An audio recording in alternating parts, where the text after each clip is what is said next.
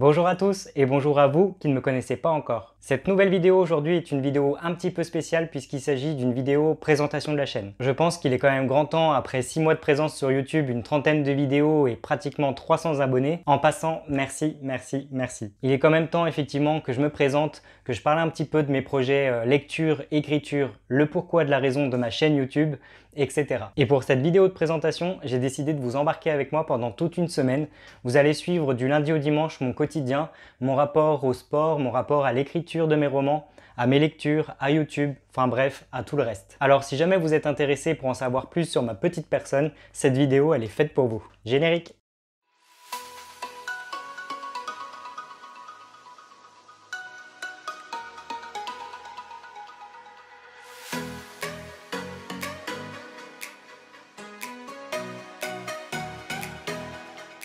Pour commencer et avant de vous emmener dans cette folle semaine avec moi, sachez que je m'appelle Frenzo, j'habite à Montpellier dans le sud de la France depuis bientôt 7 ans maintenant. Je suis originaire d'Île-de-France à la base dans le 77 et j'ai tout quitté pour raisons sentimentales il y a quelques années. J'ai 34 ans. Oui, je sais, je fais plus jeune. Quand on vient sonner chez moi pour du démarchage à domicile et qu'on demande à parler à mes parents, je le sais. Quand j'achète un ticket gratte-gratte au bureau de presse et qu'on me demande ma carte d'identité, je le sais. Quand je vais chez le coiffeur et qu'on me fait remarquer que j'aurais dû réserver la coupe moins de 20 ans, je le sais. Et quand au travail, je rencontre de nouvelles personnes qui pensent que je suis le stagiaire, je le sais. C'est une liste d'exemples non exhaustive, mais ne rigolez pas, ça m'arrive extrêmement souvent, y compris en commentaire YouTube. Bref, je suis un lecteur assidu, j'aime tous les genres littéraires, vraiment. Même si je le confesse, je lis un petit peu moins de BD, de polar ou de manga. Mais ça ne veut pas dire que je vais pas me rattraper très prochainement. J'écris également mes propres romans, que j'espère publier très prochainement. L'un d'eux devrait pas trop tarder à sortir, je l'espère en début d'année 2022. En tout cas, je fais tout pour, donc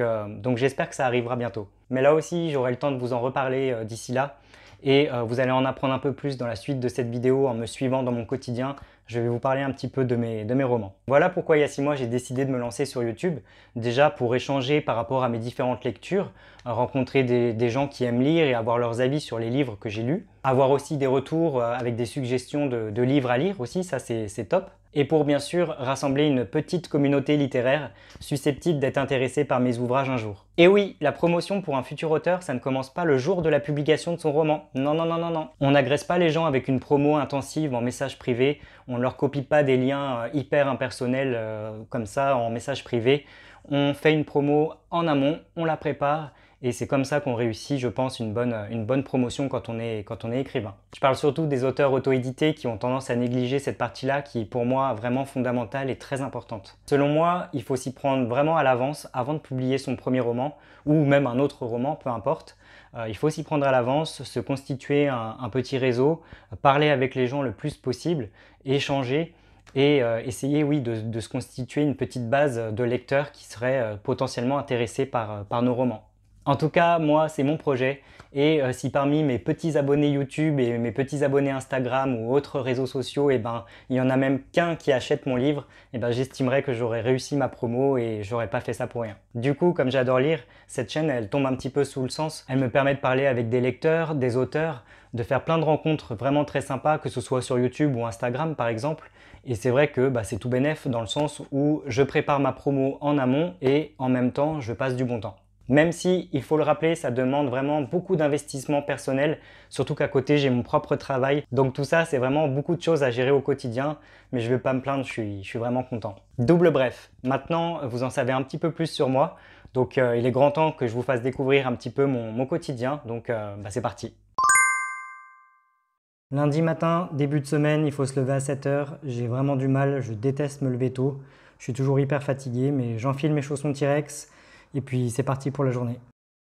La journée commence avec un bon coup d'eau froide sur le visage, je ne peux pas entamer ma journée si je ne me sens pas réveillé. Ensuite, il faut libérer la petite lapine, Cookies, elle s'impatiente dans sa cage, elle me fait bien comprendre en mordant les barreaux, donc du coup, le rituel du matin, je la laisse en liberté dans la maison, elle fait ce qu'elle veut.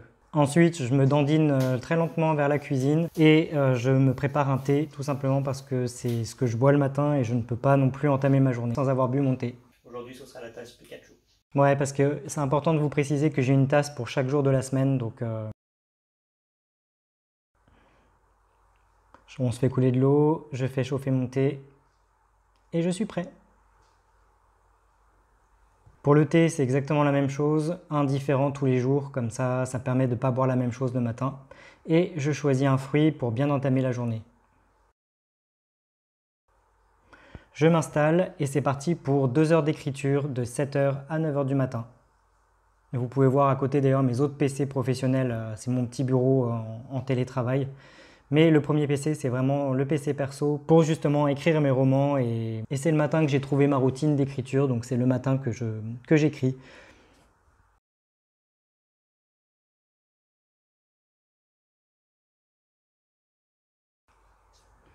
Bon, on va pas se mentir, parfois il n'y a pas du tout d'inspiration, parfois il y a une idée qui surgit d'un coup, donc ça c'est plutôt cool. Et pendant que je petit déjeune, je sens que je ne suis pas tout seul et que quelqu'un veut petit déjeuner avec moi. C'est Cookies, elle veut son bout de banane ou son bout de pomme, ou peu importe. Elle le fait bien réclamer le matin, donc je partage mon petit déjeuner avec elle. Et ensuite, je la laisse sortir dehors, je la laisse profiter du jardin. Et maintenant, on va aller parler de mes romans. Alors, je change un petit peu de cadre pour vous parler de mes romans, justement. Alors ceux qui me suivent un peu sur les réseaux sociaux et notamment sur Instagram, vous savez que j'en parle pas beaucoup. J'ai un peu de mal à parler de moi et de mes projets d'écriture, mais là c'est l'occasion de changer un peu la donne, de changer un peu le tir et de vous en parler un petit peu, de vous faire part de mon expérience et de mes projets. Alors oui, je suis en pyjama, je me suis pas changé. Quand je suis pas en présentiel, quand je suis en télétravail, je fais pas beaucoup d'efforts, mais passons. Donc pour être honnête avec vous, j'ai écrit en tout 4 romans. 2 premiers tomes d'une saga fantastique, de fantasy plutôt, qui sont terminés, mais avec lesquels j'ai eu énormément de problèmes. Toutes les erreurs possibles et imaginables qu'on peut faire en étant un jeune auteur, un primo-auteur, je les ai faites. J'ai fait absolument tout ce qu'il ne fallait pas faire avec ce premier manuscrit, ce premier tome 1 de fantasy, qui s'appelle Evil City et que vous pouvez voir ici en image. C'est une image temporaire, mais c'était pour avoir une petite idée de ce que je voulais en image de couverture si je me penchais vers l'auto-édition. Mais concernant du coup Evil City, ce qu'il faut savoir, c'est que ce livre, je l'ai écrit quand j'avais 15 ans. À la base, c'était un défi d'écriture avec un de mes meilleurs amis de l'époque. On s'était lancé un défi pour écrire des scénarios de séries télé. Et moi, en fait, ça s'est transformé en un roman que j'ai écrit en quelques mois seulement et que j'ai laissé traîner sur mon ordinateur pendant un petit moment avant de l'imprimer et de le passer pour une correction et pour un premier avis auprès de ma famille. Et ce qui s'est passé quelques années plus tard, mon PC a brûlé et je me suis retrouvé qu'avec cette version d'Evil City imprimée. Le souci, c'est que du coup, il y avait plein de fautes. Il y avait plein de choses qui n'allaient pas et du coup je l'ai laissé un petit peu de côté en me disant que de toute façon j'en ferais jamais rien. J'avais pas du tout l'intention de devenir écrivain à cette époque-là, même si j'étais plutôt content de ce premier tome et que j'avais vraiment en tête la suite des prochains. Ce qui s'est passé, c'est que il est resté dans mes tiroirs pendant 18 ans et l'année dernière, pendant le premier confinement à cause du Covid, je me suis dit que c'était maintenant ou jamais pour essayer de le reprendre, de l'améliorer, de le corriger, etc. Il a fallu que je le retape entièrement sur un ordinateur, donc c'était l'horreur, sachant qu'il ne fallait pas se contenter que de le taper sur ordinateur, il fallait aussi le reprendre, le corriger, l'améliorer, etc. Et c'est vrai que 18 ans plus tard, je me suis rendu compte que oui, le roman qui a été écrit quand j'avais 15 ans, non seulement, comme je le disais, il y avait des fautes, mais en plus de ça, il était un peu immature, entre guillemets. J'ai fait du chemin depuis et je ne suis plus du tout la même personne que j'étais à 15 ans. Et donc du coup, reprendre ce manuscrit, ça a été hyper compliqué. C'est un peu comme si vous repreniez, c'est un peu comme si on vous confiait un manuscrit qui n'était pas le vôtre et que vous deviez entièrement le réécrire en sachant qu'il y a plein de fautes, qu'il n'y a pas de description, que ça manque de style et de plein de choses. Donc ouais, ça a été la cata, mais j'y suis quand même arrivé. J'ai quand même réussi à le rendre à peu près lisable, entre guillemets. Mais comme je vous disais, j'ai cumulé plein d'erreurs avec ce manuscrit-là. Je l'ai corrigé et je l'ai envoyé tout de suite en maison d'édition, à une dizaine de maisons d'édition en espérant avoir un retour positif. Je ne suis pas du tout passé par la case bêta lecture, je n'ai pas eu d'avis vraiment à part celui de ma famille, donc c'est pas assez convaincant pour essayer d'en faire quelque chose. Bref, j'ai vraiment fait tout ce qu'il fallait pas et je le regrette vivement aujourd'hui. Surtout que j'ai arrêté la lecture, enfin j'avais arrêté la lecture au moment où j'avais repris la correction de ce tome. Et ça fait quelques mois maintenant que j'ai repris une lecture intensive et que je lis vraiment tout plein de romans différents, de genres différents. Et c'est là que je me suis dit, oui, effectivement, non seulement ce livre, il accumule des clichés, il accumule des manques de description, de style, etc. Mais en plus, comparé à tout ce que je lis actuellement, je me suis vraiment rendu compte que oui, il n'y avait rien de littéraire dans ce premier manuscrit et que j'aurais jamais dû perdre mon temps et perdre de l'argent à l'envoyer en maison d'édition sans avoir fait toutes ces étapes au préalable. Mais le bon côté des choses, c'est que j'ai appris de mes erreurs entre-temps et que c'est là que je me suis mis à aller sur les réseaux sociaux, à aller sur YouTube et à aller voir tous les conseils d'auteurs, des bons conseils qui disaient ce qu'il fallait faire avant d'envoyer son manuscrit pour être sûr de maximiser ses chances, etc. Donc j'ai appris tout plein de choses entre-temps et ce qui me permet de ne pas recommettre les mêmes erreurs après. Donc bref, je vous la fais un peu simple, mais je pense que plus tard, si ça vous intéresse, je ferai une vidéo vraiment spéciale sur ce roman et en particulier sur mon retour d'expérience de toutes les erreurs que j'ai commises et qu'il ne faut pas faire, qu'il ne faut pas commettre lorsqu'on veut soumettre un premier manuscrit de ce genre. Si ça vous intéresse, je ferai une vidéo là-dessus et je vous parlerai un peu plus de ce livre. Sachant que du coup, j'avais écrit le tome 2 qui est aussi raté dans tous les sens possibles. C'est une catastrophe. C'est une saga où je voulais faire 5 tomes en tout. Je l'ai toujours en tête et c'est une saga coup de cœur pour moi, même si je me suis rendu compte qu'il y avait des clichés. Alors les clichés, je suis un peu partagé. Je vois beaucoup de choses sur Internet de gens qui disent qu'aujourd'hui, ils en ont marre de lire des histoires fantasy avec des élus, des prophéties, des artefacts, etc. Moi, c'est quelque chose que j'aime lire et donc je ne considère pas ça forcément comme un cliché, mais je pense que je vais être obligé d'en tenir compte quand même sur certains points pour améliorer mon histoire et la rendre un peu plus intéressante et un peu plus nouvelle, entre guillemets. Donc, cumuler les clichés, cumuler le manque de description, le manque de style, etc.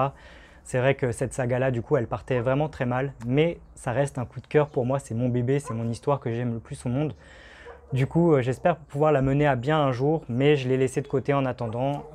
Les 2 premiers tomes que j'ai écrits, je peux juste plus revenir dessus actuellement. J'ai tellement passé de temps dessus, c'est compliqué. Donc du coup, on la laisse de côté, mais Evil City, tome 1 et tome 2, c'est des projets que je reprendrai peut-être plus tard, peut-être pas, je ne sais pas. Mais en tout cas, c'est une expérience ratée et pour l'instant, je ne reviendrai pas dessus. En revanche, j'ai écrit un livre il y a quelques années, un roman inspiré de faits réels qui s'appelait Et pas de bol. Et celui-ci, j'ai pas fait les erreurs que j'ai commises pour l'envoi d'Evil City en maison d'édition, c'est-à-dire que je l'ai fait lire en bêta lecture, je l'ai envoyé du coup à plusieurs bêta lecteurs qui m'ont fait des retours là récemment, des retours hyper constructifs qui m'ont permis d'améliorer que ce soit mes descriptions, tout ce qui est décorum, tout ce qui est émotion des personnages, etc.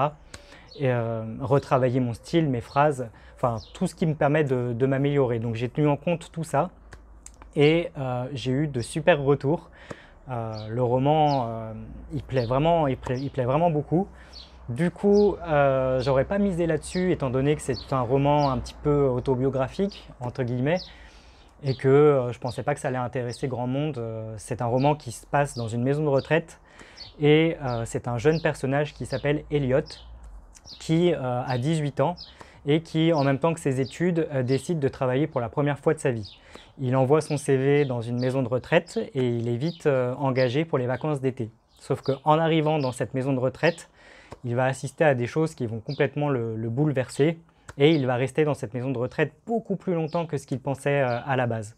Et en fait, l'histoire d'Elliot, ce qu'il va vivre dans la maison de retraite, c'est ce qui m'est arrivé à moi dans la vie réelle. Donc j'y ai regroupé toute mon expérience quand j'étais étudiant et que je travaillais à côté en maison de repos. Et je l'ai mise dans ce roman et j'ai bien sûr un petit peu retravaillé certaines choses, comme c'est un roman, en imaginant certains passages.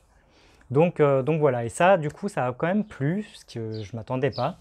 Je ne m'attendais pas du tout à ça. Et du coup, là récemment, il me reste encore 2-3 avis de bêta lecture à avoir parce que je l'ai soumis peut-être à 6 ou 7 personnes.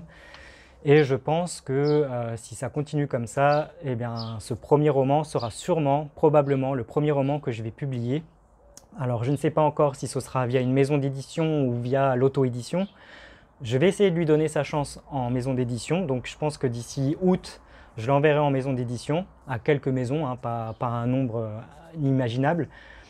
Et si dans 6-7 mois, je n'ai pas de nouvelles ou que des refus, eh bien, début 2022, j'envisagerai l'auto-édition. Mais quoi qu'il arrive, ce premier tome qui s'appelait Et pas de bol et que du coup j'ai changé le titre. Ah oui, parce que ça je vous ai pas dit.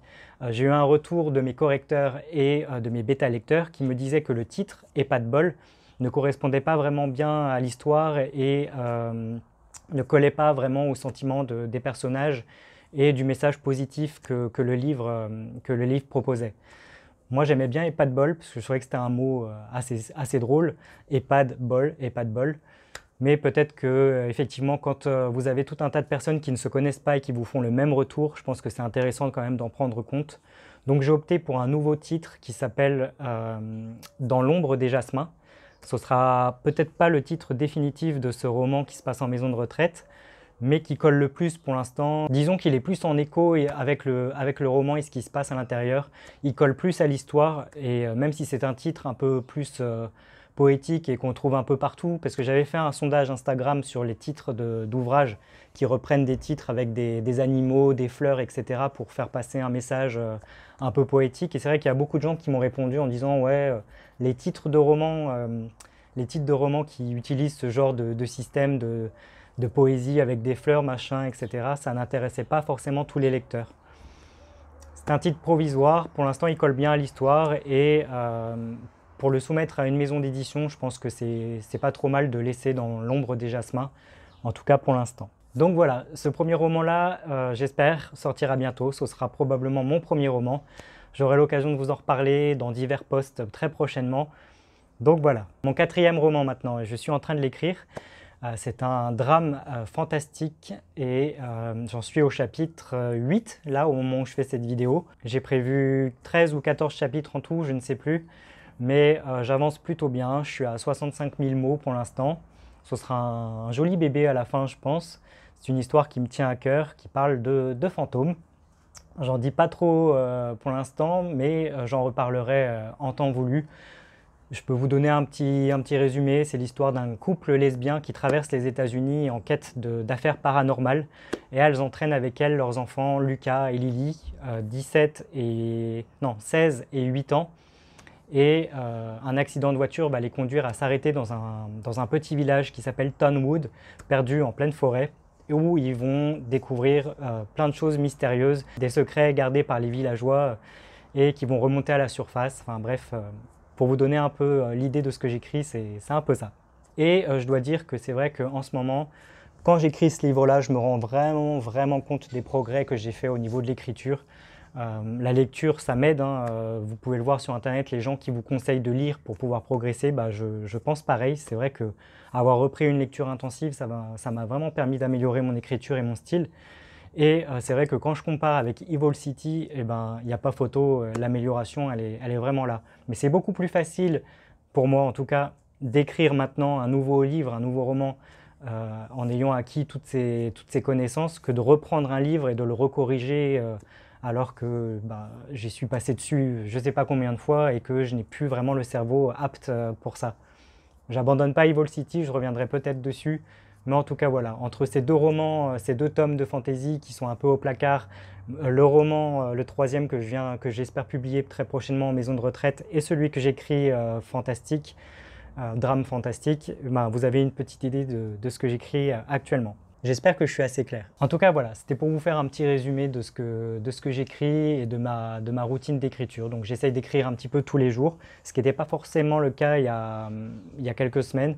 Et c'est vrai que j'ai été reboosté au niveau du moral par des posts que j'ai vus sur Instagram qui disaient « Ne perdez pas votre routine d'écriture, essayez d'écrire même quand vous n'avez pas d'envie, même si vous n'avez pas le temps, essayez de prévoir une petite demi-heure, même 15 minutes. » Si vous arrivez à écrire 50 mots, 100 mots, 1000 mots, bah, ce sera déjà ça et au bout du compte, vous aurez écrit pas mal de choses. Et c'est vrai, je me suis rendu compte qu'en m'accordant une demi-heure, une heure d'écriture le soir, le midi, eh ben, j'avançais quand même plutôt rapidement. Donc j'espère que ce tome-là, consacré aux fantômes, bah, je l'aurai terminé d'ici la fin de l'été ou la rentrée, de façon à me consacrer dessus une fois que Dans l'ombre des jasmins aura trouvé sa voie.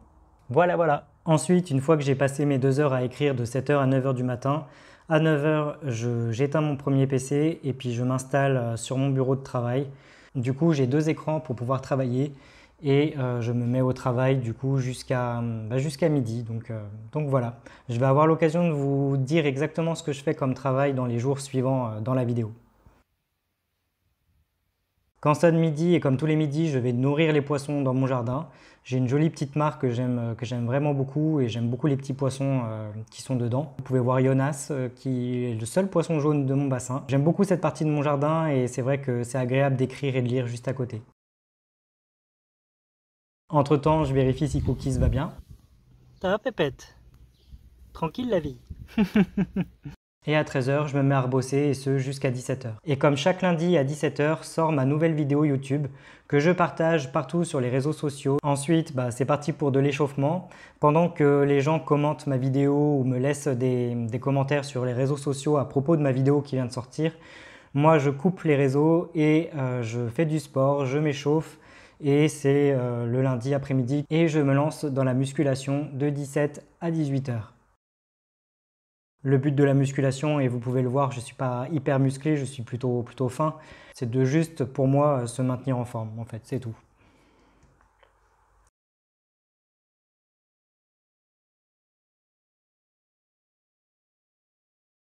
Et comme vous pouvez le voir, Cookies veille à ce que je reste bien droit quand je fais du gainage. C'est vraiment une entraîneuse sportive vraiment de haut niveau. On peut toujours compter sur elle. Bref, la musculation, c'est quelque chose que j'aime beaucoup. J'en fais du coup 2 heures par semaine. Et essentiellement, c'est des exercices que je me suis noté sur une feuille et que je reproduis pendant 1 heure le lundi et le vendredi. Donc voilà, ça c'est ma petite routine sportive. Donc je serais curieux de savoir si vous faites du sport aussi, n'hésitez pas à me le dire en commentaire si c'est quelque chose que vous aimez ou que vous n'aimez pas du tout. Mais c'est vrai que ça permet de quand même bien décompresser par rapport au boulot, par rapport à toutes les activités à côté. Ça permet de se défouler et puis d'avoir une activité physique parce que mine de rien entre le boulot au bureau en présentiel et le reste, ça fait qu'on ne se dépense pas beaucoup. Après le sport, je fais une pause télépoche. Comme tous les lundis, je reçois le télépoche. Donc du coup, c'est mon moment détente où je regarde un peu les news People. C'est le seul magazine que j'achète depuis que je suis tout petit. Et puis ensuite, je regarde un peu la télé. Donc, alors c'est simple, à cette heure-là, je zappe entre les éternelles rediffusions de Charmed sur Sister. Je zappe avec ce qu'il y a sur TMC, à savoir Quotidien, et 28 minutes sur Arte. Ce sont les 3 programmes que je zappe. Je peux regarder les 3 d'un coup, je zappe toutes les 10 minutes. Ensuite, je mange, je fais un peu de bêta lecture et d'écriture et je vais me coucher. Je prends une douche et je vais me coucher. Mardi, c'est la même chose que la veille, sauf qu'entre midi et 2, je vais courir pendant 1 heure et ça me fait un bien fou également. Donc niveau sport, je suis plutôt bien. Alors, je ne sais pas si la qualité elle sera au rendez-vous, si vous m'entendrez bien, mais en gros, voilà, je cours 1 heure par semaine, le mardi matin ou le mardi midi. En ce moment, il fait très chaud, mais ça ne m'arrête pas pour autant. Et donc, ouais, j'essaye de conserver cette routine de course. Et je cours 1 heure par semaine, du coup, plus ou moins en pleine nature. C'est ça qu'il y a de bien du côté de Montpellier, de Latte. Il y a plein de coins vraiment sympas pour aller courir. Je vous montre. C'est tranquille. Derrière moi, vous avez le chemin que je prends pour aller courir et qui mène vers des étangs, vers des endroits où il y a des animaux et des chevaux surtout. Donc voilà, c'est ma petite course habituelle que je fais en ce moment et j'aime bien ça. Ça me permet de m'aérer l'esprit et surtout de penser soit à rien du tout, soit à l'écriture justement, et c'est en courant que me viennent certaines idées et que mon imagination commence à travailler. Donc voilà. Là, je fais genre, je suis le mec qui court, attention, ça rigole pas. Bon, évidemment, c'est joué pour la vidéo, mais globalement, je cours quand même comme ça pendant 1 heure, sur tout ce sentier. Et j'en profite pour vous faire une petite pause et vous montrer justement les étangs, enfin les marais et la rivière qui passe juste à côté. C'est vraiment un endroit vraiment très joli, ce coin-là. Ah, je vous avais dit qu'il y avait des chevaux. Regardez comment ils sont beaux. Ça, c'est le côté agréable d'aller courir et de voir des chevaux. Ensuite, après avoir repris le boulot et que la journée soit enfin passée, je m'autorise une bonne douche et un moment de détente dans le salon de jardin où je lis. Je peux faire aussi de la bêta lecture ou de l'écriture, mais globalement, le mardi soir, je lis avant de manger et puis je vais me coucher. Le mercredi, c'est présentiel, donc du coup, je suis obligé d'aller au boulot à la région de Montpellier. Donc, je prends le tramway qui est juste à côté de chez moi et globalement, j'en ai pour une bonne vingtaine de minutes, ça passe vite. Voilà le bâtiment de la région Occitanie à Montpellier, là où je travaille. Alors du coup, par souci de droit à l'image, je vais directement vous faire rentrer dans mon bureau. Et hop, comme par magie, on arrive direct dans mon bureau. Donc nous sommes trois en fait à partager ce bureau-là. Vous avez une de mes collègues qui travaille ici, mais que je ne vois pratiquement jamais. En présentiel, il faut savoir que je suis là 2 jours dans la semaine et que forcément, ça ne tombe pas les mêmes jours que mes autres collègues qui travaillent avec moi. Peut-être si ma collègue Frédéric, qui a le bureau juste ici, on se voit le jeudi comme aujourd'hui, sauf que aujourd'hui, elle a posé sa journée. Donc, je suis tout seul, ce qui me permet de faire cette vidéo. Et là, vous avez mon bureau à moi, qui est plutôt cool. L'espace en lui-même dans le bureau, il est plutôt grand, c'est lumineux. Et ouais, je suis assez content de travailler ici, donc c'est cool. Et je vous fais un joli petit plan sur mon bureau pour que vous voyez à quoi il ressemble. Donc voilà, bon, j'essaie de pas trop vous montrer les informations qui sont confidentielles, mais en gros, voilà à quoi ressemble mon bureau. La vue extérieure qui est plutôt pas mal. Et voilà. Maintenant, pour vous expliquer un petit peu le travail que je fais ici à la région de Montpellier, c'est simple, je suis instructeur de subvention territoriale. C'est des grands mots pour en fait dire que j'accorde ou non des subventions à des chercheurs ou des étudiants qui se lancent sur des thèses sur 3 ans et qui demandent du coup une participation financière à la région. Moi, j'interviens à ce moment-là. Je reçois tous les dossiers de tous les candidats, de tous les porteurs de projets et je m'assure que toutes les pièces sont bien présentes, qu'il ne manque rien. Je les enregistre dans nos fichiers, de vérifier la complétude des dossiers, qu'il ne manque rien, etc. Ensuite, ça passe en commission, c'est voté et je suis chargé du coup de dire aux gens quels projets ont été acceptés, quels projets ont été refusés. Et suite à ça, je fais tout ce qui est la partie paiement, la partie financière. Donc je débloque les premières avances, je fais les acomptes et je solde les dossiers au bout de 3 ans une fois que la thèse est terminée. Donc c'est pas mal de travail, mais c'est plutôt cool, c'est vraiment intéressant.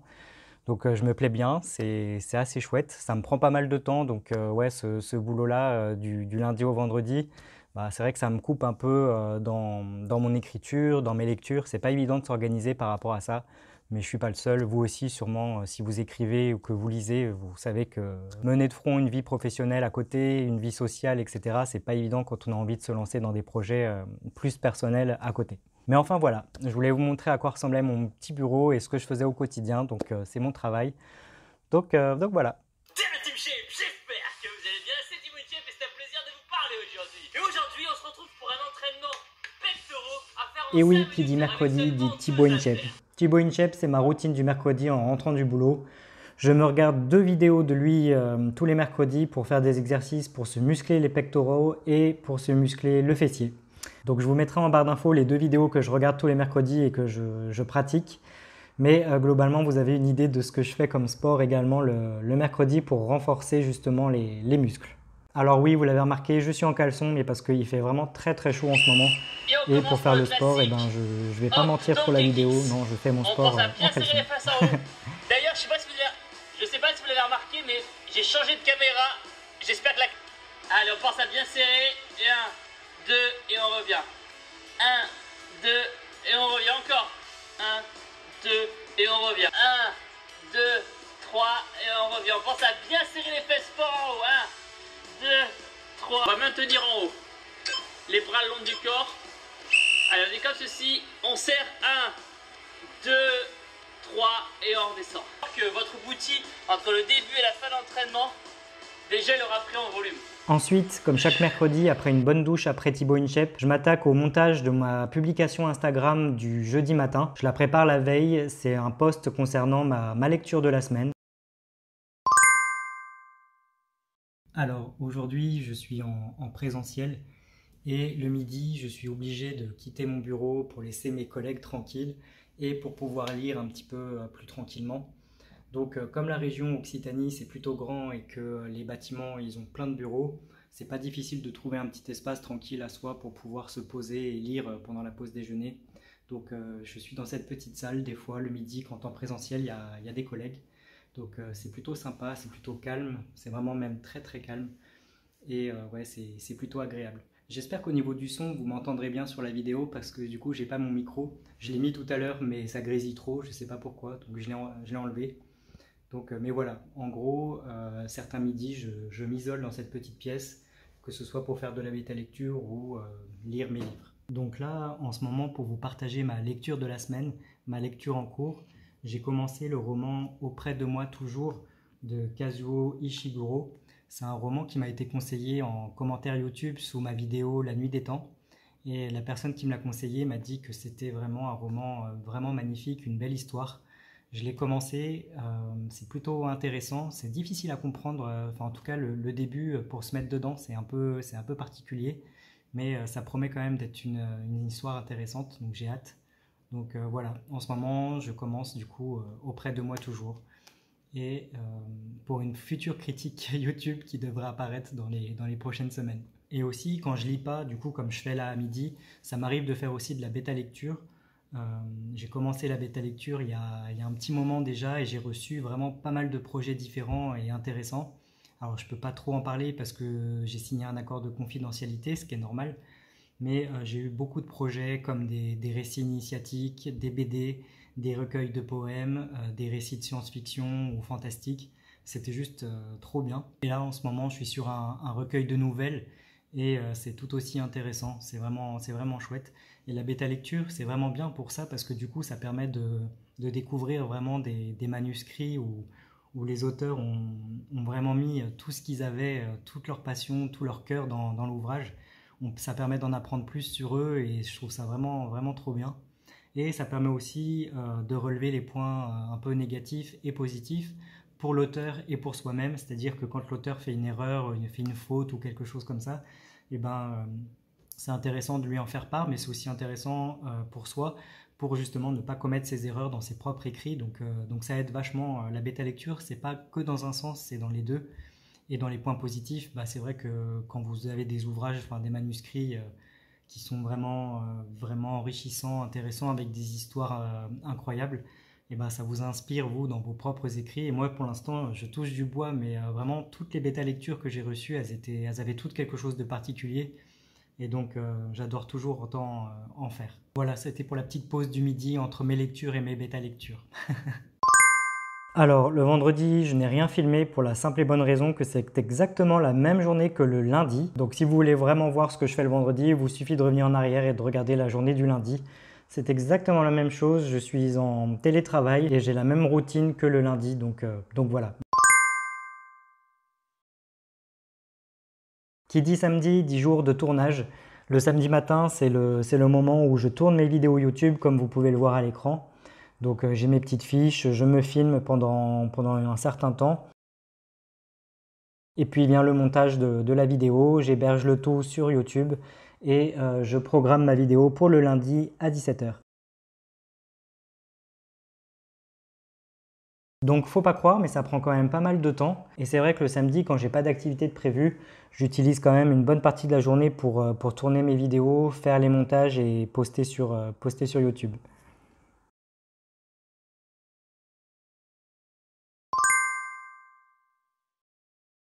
Aujourd'hui c'est dimanche. Je ne sais pas si vous m'entendrez bien entre les bruits de la route, les cigales et tout le reste. Mais du coup le dimanche c'est le seul jour de la semaine où du coup je ne travaille pas. Je ne fais pas de bêta lecture, je ne lis pas, je n'écris pas, je ne fais pas de script pour mes vidéos YouTube. J'espère que vous m'entendrez bien hein, parce que du coup j'ai pas la garantie que ça fonctionne bien. Mais du coup le dimanche, quand il fait beau, j'ai la chance d'habiter à quelques minutes de la mer. Et je suis privilégié et je le sais bien parce que du coup, surtout en cette période-là, aller à la plage, bouger un petit peu, c'est quand même pas donné à tout le monde. Donc oui, je suis vraiment très chanceux. Et du coup, bah, là, comme il fait beau aujourd'hui, je vous emmène à la plage. Alors certains dimanches, quand il fait pas beau, je continue d'écrire quand même. Je continue de lire, de faire mes scripts vidéo YouTube, etc. Mais là aujourd'hui, on a de la chance, il fait beau. Alors et je vous emmène avec moi à la plage. Donc c'est plutôt sympa. Voilà en quoi consistent mes dimanches. Des randos, un peu de plage, des fois je vais à la rivière aussi.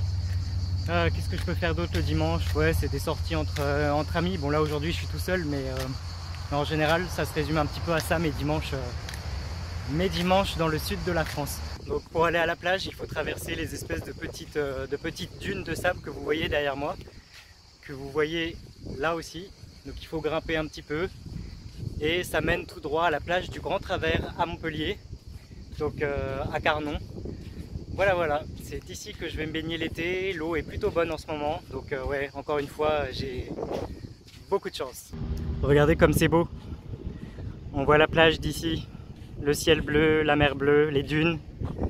Ah, c'est vraiment un coin très chouette.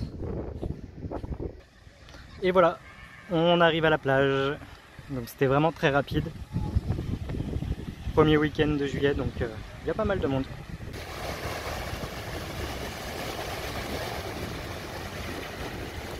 Ah, le paradis.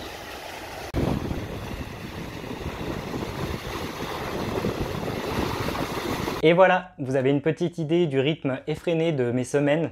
Vous avez un petit avant-goût de ce que je fais au quotidien. J'espère que ça vous aura plu. C'est un rythme à prendre en fait, et parfois ça se passe pas exactement comme vous l'avez vu dans la vidéo. Je peux inverser certaines situations, faire un sport tel jour, écrire un autre jour au lieu de lire, etc. Enfin, je suis pas ce schéma-là H24 précisément. Mais en gros, vous avez une idée globale de ce à quoi ressemble mon quotidien. En tout cas, je trouve qu'entre l'écriture de mes propres romans, mes lectures, mes fiches YouTube, mes vidéos YouTube, le sport, le travail, ma vie familiale, etc., je m'en sors plutôt pas trop mal. Et je serais curieux de savoir pour vous comment vous arrivez à mener de front toutes ces activités-là. N'hésitez pas à me le dire en commentaire si vous aussi vous êtes écrivain, que vous êtes auteur ou que vous êtes un lecteur assidu ou que vous faites plein de choses à côté du travail. N'hésitez pas à me partager votre routine. Et si vous êtes arrivé jusqu'au bout de cette vidéo, alors je vous dis un grand bravo et merci. Maintenant, vous me connaissez un petit peu mieux, vous en savez un petit peu plus sur mes romans. Et même si j'en parle pas beaucoup, je peux d'ores et déjà vous annoncer que je vais publier très prochainement des vidéos qui parleront d'écriture, de l'écriture de mes romans. Je vais commencer petit à petit à en parler, à faire ma promotion. Donc voilà. Pour mes premières vidéos de ce style-là, je vous proposerai déjà des retours d'expérience en tant qu'auteur. Des retours d'expérience par rapport aux maisons d'édition, des choses que j'ai appris par rapport à la correction de ces manuscrits, etc. Pas des conseils ou pas des ordres, loin de là, je ne suis pas comme ça, mais vraiment un retour d'expérience. Je vous partagerai ce que moi j'ai vécu, les erreurs que j'ai faites, les choses que j'ai apprises, les choses qui m'ont permis de m'améliorer en tant qu'auteur. Je ne suis pas le meilleur des auteurs, hein, loin de là, mais je pense que je pourrais vous proposer du contenu plutôt intéressant par rapport à ça. En attendant, je vous dis un grand merci pour avoir regardé cette vidéo de présentation, un grand merci pour les presque 300 abonnés. N'hésitez pas à me laisser un petit commentaire en dessous de cette vidéo, de lâcher un petit pouce bleu évidemment et surtout de vous abonner à ma chaîne. Quant à moi, je vous dis à très bientôt pour une prochaine vidéo. D'ici là, prenez bien soin de vous, je vous dis à très bientôt. Ciao!